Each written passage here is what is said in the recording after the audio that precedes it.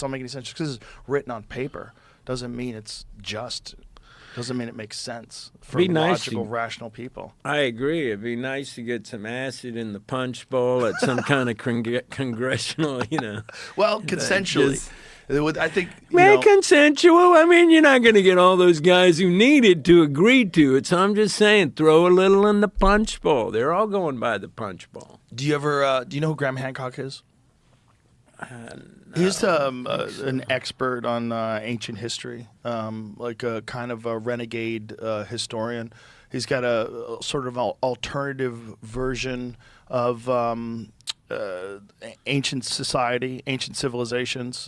But the point is, like, he has a podcast? He's got two seasons of a series called Ancient Apocalypse on Netflix. It's really amazing. Oh. It's all his field of study is the evidence that human beings and human civilization has gone through a reset, and that somewhere around 12,000 years ago, and this is all supported by this theory called the Younger Dryas Impact Theory, where they found evidence that the Earth was bombarded by comets at more than 2 different times in history that probably reset civilization.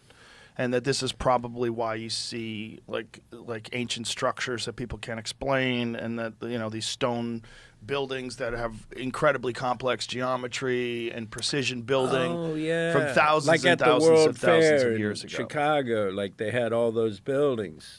That's a little different. You talking about that? Yeah, no, that's a little different. I'm talking about like ancient Egypt. I'm talking about like ancient. Turkey. I'm talking about like Göbekli Tepe and these ancient structures that they found that are absolutely 11,000 plus years old, where people were supposed to be just hunter and gatherers, and that we had thought up until last 40 or 50 years that society emerged around 6,000 years ago in Mesopotamia. What he believes is that that is a reemergence of society, and that society had already reached a very high level of sophistication around 12,000 years ago, and that something happened, some sort of gigantic cataclysm, and reset things.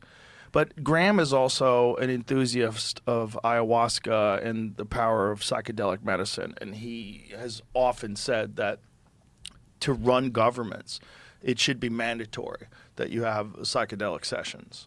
And right. You should probably do it publicly. Publicly. So you really find out. I mean, imagine getting Lindsey Graham fucked up on mushrooms and then filming him. I would love to see that. It would be amazing. What I would give to see that. Oh, it would be amazing. But it would be nice if they had a little more. Because it's almost, those drugs that you're talking about are just like, it's like the universal, God's little helper. Yeah. To help you see how the world really works. Yeah, God's little helper. The illusory nature of what it is we're experiencing. Yeah. And to come from the heart. Yes. Yeah. Yeah, they encourage compassion. They encourage kindness and love. And that's, we need a lot more of that in this world. And that's the problem with being so politically and ideologically divided. It's like it's so easy because people are so tribal. It's so easy to hate the other tribe. The other people are the enemy, and so we've got this bizarre thing where we're supposed to be a community, but we're a two-sided community, and one side hates the other side, and whoever's in power, those people are the problem. It's like, yeah, that is such a weird part of the human, I don't know, nature psyche, or whatever you want to call it, psychology.